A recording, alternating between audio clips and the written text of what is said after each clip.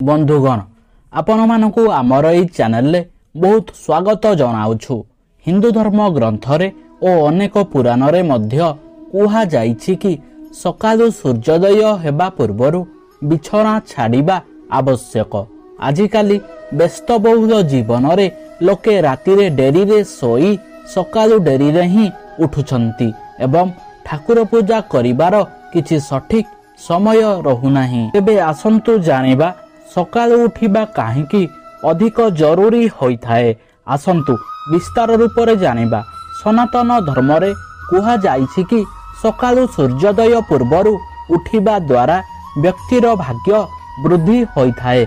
सकाल 4 घटिका ठारू 5 घटिका पर्यंत ब्रह्म मुहूर्त कुहा जाइथाए। एही समय रे व्यक्ति को बिछना त्याग करी नित्यकर्म सारिबा आवश्यक। तापरे ठाकुर पूजा करिबा उचित।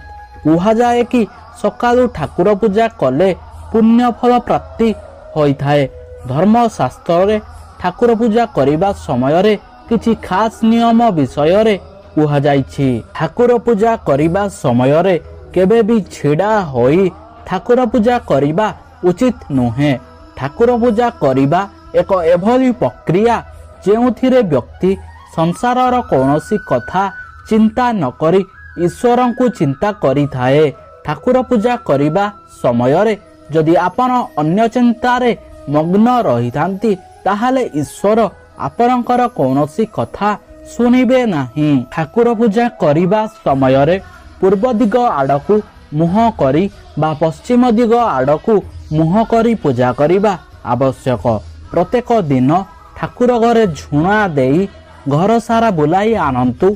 एहा द्वारा घरर वातावरण पवित्र और सकारात्मक होई जाइथाए। ठाकुर पूजा करिबा समय रे धूप दीप फूल फल चंदन सिंदूर आदि अर्पण करंतु।